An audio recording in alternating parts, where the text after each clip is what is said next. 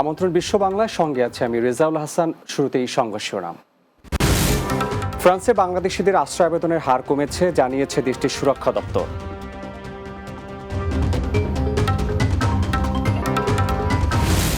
Saudi আরবের নাজরানে 4 ও 5 জুলাই অনুষ্ঠিত হবে কনসুলের সেবা। প্রত্যেক প্রবাসীকে জাতীয় পরিচয়পত্র নিয়ে আসার পরামর্শ।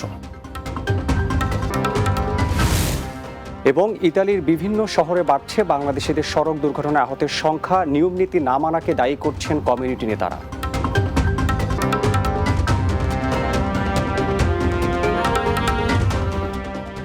শুনছিলেন শিরোনাম, এবারে বিস্তারিত।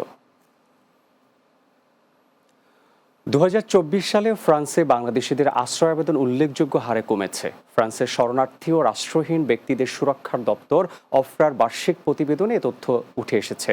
এতে বলা হয় 2024 সালে বাংলাদেশ থেকে 6,951টি আশ্রয় আবেদন জমা পড়ে, যা আগের বছরের তুলনায় প্রায় 30% কম। 2023 সালে এই সংখ্যা ছিল 8,600। এই হ্রাসের কারণে বাংলাদেশ শীর্ষ 5 আবেদনকারী দেশের তালিকার পেছনে পড়ে।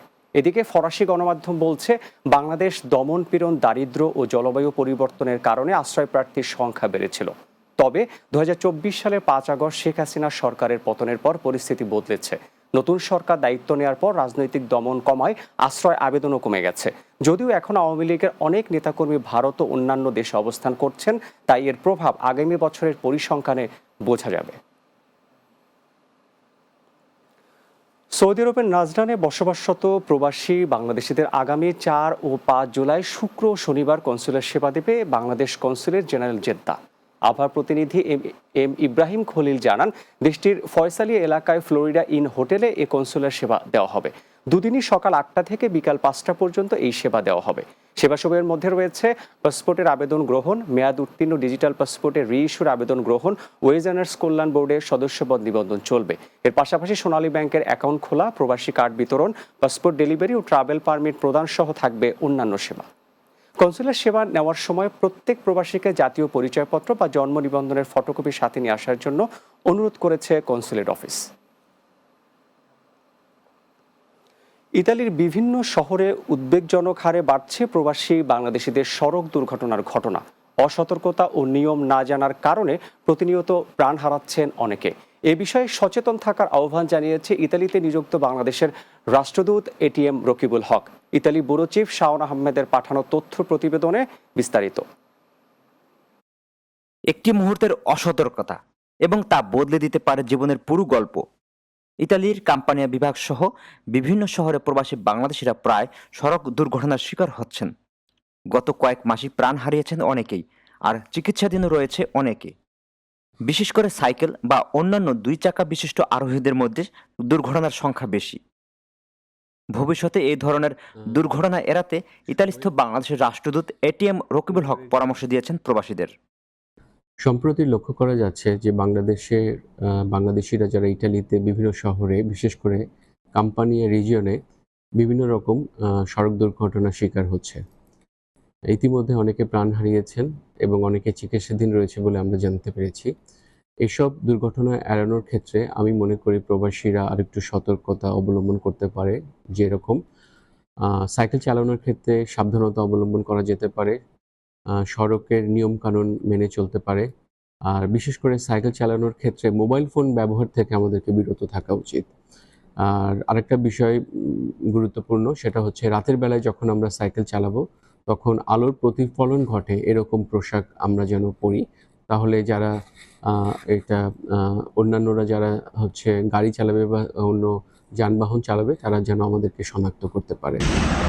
অসতর্কতার কারণে দুর্ঘটনার শিকার হলে দেশের পরিবারের প্রিয় মানুষগুলোরও ভোগান্তি বেড়ে যায় লাগামহীন, এমনটাও মন্তব্য করেন রাষ্ট্রদূত। আরেকটা বিষয় আমাদেরকে মনে রাখা উচিত যে রাস্তা পারাপারের সময় আমাদের সতর্কতার সাথে রাস্তা পারাপার হওয়া উচিত। স্পেশালি আমরা জেব্রা ক্রসিং এর মাধ্যমে আমরা যেন রাস্তা পারাপার করি, এই জিনিসটা আমাদের মনে রাখা দরকার। পরিশেষে আমি বলবো যে আপনার এবং আপনার পরিবারের কল্যাণের জন্য আমরা সবসময় যেন সতর্কতা অবলম্বন করি। এখানে যেন কোনো একটা দুর্ঘটনা শিকার হলে আমাদের পরিবারের উপরে যেই একটা ডিফিকাল্ট সময় চলে আসে, সেটার থেকে আমাদেরকে নিজেদেরকে সচেতন থাকতে হবে। জীবনের মূল্য সবচেয়ে বেশি, নিজের একটি ভুল হয়তো প্রিয়জনদের সারা জীবনের কান্না দিয়ে যেতে পারে। আসুন সবাই মিলে সচেতন হই নিজের জন্য, পরিবারের জন্য।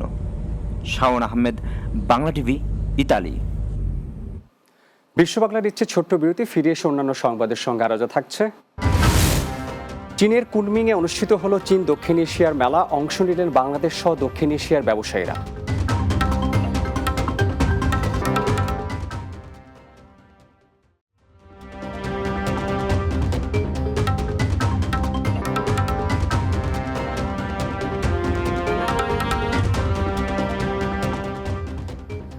বিরতির পর বিশ্ব বাংলায় স্বাগত আরও একবার। চীনের কুনমিংয়ে চীন দক্ষিণ এশিয়ার মেলা এবং 29তম কুনমিং আমদানি ও রপ্তানি পণ্য মেলা অনুষ্ঠিত হয়েছে। চীন প্রতিনিধি এস ইসলাম জানান, মেলায় বাংলাদেশ সহ দক্ষিণ এশিয়া ও দক্ষিণ পূর্ব এশিয়া সহ নানা অঞ্চলের ব্যবসায়ীরা অংশগ্রহণ করেন। 6 দিন ব্যাপী এই মেলা ইউনিয়ন প্রদেশের কুনমিং শহরের তিয়ানচি আন্তর্জাতিক কনভেনশন এবং প্রদর্শনী কেন্দ্রে অনুষ্ঠিত হয়। উদ্বোধনী অনুষ্ঠানে চীনের জাতীয় গণকংগ্রেসের স্থায়ী কমিটির ভাইস চেয়ারম্যান ওয়াং তুংমিং বক্তব্য রাখেন। বাংলাদেশ থেকে 50-এর অধিক ব্যবসায়িক প্রতিষ্ঠান এই মেলায় অংশগ্রহণ করে। মেলায় বাংলাদেশি স্টলে প্রদর্শিত পণ্যগুলোর মধ্যে রয়েছে আম, বিভিন্ন ধরনের খাদ্য সামগ্রী, পিতল ও কাঠের হস্তশিল্প, চামড়া এবং তৈরি পোশাক, হস্তনির্মিত কার্পেট সহ অন্যান্য পণ্য সামগ্রী। এবছর মেলাতে 73টি দেশ, অঞ্চল এবং আন্তর্জাতিক সংস্থা এবং 2500-টিরও বেশি কোম্পানি অংশগ্রহণ করেছে। আমরা আরো 40টা দেশে আমাদের প্রোডাক্ট এক্সপোর্ট করে থাকি। আমি এই প্রথমবার আমরা আকিস ফুড অ্যান্ড বেভারেজ লিমিটেড এই প্রদর্শনীতে অংশগ্রহণ করছি। আম, তারপর হচ্ছে প্রসেস ফুড এবং এই স্ক্যান এগুলো নিয়ে কাজ করতেছি বাংলাদেশে। কাতারে নিযুক্ত বাংলাদেশের রাষ্ট্রদূত মোহাম্মদ নজরুল ইসলামকে বিদায় সংবর্ধনা দিয়েছে বাংলাদেশ কমিউনিটি কাতার। কাতার প্রতিনিধি আকবর হোসেন বাচ্চু জানান, দেশটির রাজধানী দোহায় অবস্থিত হলিডে ইন হোটেলে অনুষ্ঠিত সংবর্ধনা অনুষ্ঠানের কনভেনার ছিলেন বাংলাদেশ কমিউনিটি কাতারের founding president engineer Anwar Hossain Akon. রাষ্ট্রদূত মোহাম্মদ নজরুল ইসলাম তার বক্তব্যে বাংলাদেশ কমিউনিটি কাতারের কার্যক্রমের ভূয়সী প্রশংসা করেন এবং কমিউনিটির উত্তরোত্তর সাফল্য কামনা করেন। কমিউনিটি নেতা শাহজাহান সাজুর সঞ্চালনায় এই আয়োজন করা হয়। সেক্রেটারি আমিন রসুল সাইফুলের সার্বিক তত্ত্বাবধানে অনুষ্ঠানে বক্তব্য রাখেন বিসিকিউর উপদেষ্টা মণ্ডলী, সম্পাদক মণ্ডলী এবং স্পোর্টস ও মিডিয়া উইংয়ের সদস্যরা। সংযুক্ত আরব আমিরাতের বাংলাদেশি সংগঠন ফেনী প্রবাসী ফোরাম UAE এর মিলন মেলা অনুষ্ঠিত হয়েছে। দুবাই প্রতিনিধি শেখ ফয়সাল সিদ্দিকী ববি জানান, রবিবার শারজাহের একটি রেস্তোরাঁয় এই আয়োজন করা হয়। এ সময় 3 জনকে উপদেষ্টা করে 17 সদস্যের আহ্বায়ক কমিটি ঘোষণা করা হয়। এতে দায়িত্বপ্রাপ্তরা হলেন আহ্বায়ক ইঞ্জিনিয়ার মীর মোশাররফ হোসেন, সদস্য সচিব মোহাম্মদ আবু নাসের তসলিম, যুগ্ম সচিব অর্থ ইঞ্জিনিয়ার হাবিবুর রহমান ভুইয়া, যুগ্ম আহ্বায়ক engineer Mohammad Giasuddin, engineer Mohammad Golam Azam, Mohammad Harun, Mohammad Jamal Uddin, Mohammad Nurul Afsar, engineer Abul Mansur ও মোহাম্মদ নিজামুদ্দিন, যুগ্ম সচিব মোহাম্মদ শেখ ফরিদ, মোহাম্মদ নুরুদ্দিন নাসির ও মোহাম্মদ কবির আহমদ পাটোয়ারি এবং সদস্য মোহাম্মদ নুরুল আফসার। এছাড়াও ইঞ্জিনিয়ার রেজাউল করিমকে প্রধান উপদেষ্টা এবং মোহাম্মদ জামাল উদ্দিন ভুইয়া ও মোহাম্মদ আব্দুল গনি চৌধুরীকে উপদেষ্টা করা হয় নবগঠিত কমিটিতে। শেষ করছি বিশ্ব বাংলা, যাওয়ার আগে সুনামগুলো আরও একবার। ফ্রান্সে বাংলাদেশিদের আশ্রয় আবেদনের হার কমেছে, জানিয়েছে দেশটির সুরক্ষা দপ্তর।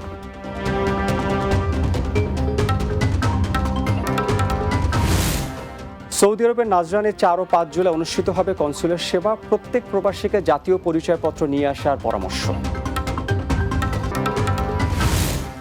ইতালির বিভিন্ন শহরে বাড়ছে বাংলাদেশিদের সড়ক দুর্ঘটনায় আহতের সংখ্যা, নিয়ম নীতি না মানাকে দায়ী করছেন কমিউনিটি নেতারা। এবং চীনের কুনমিংয়ে অনুষ্ঠিত হলো চীন দক্ষিণ এশিয়া মেলা, অংশ নিলেন বাংলাদেশ সহ দক্ষিণ এশিয়ার ব্যবসায়ীরা।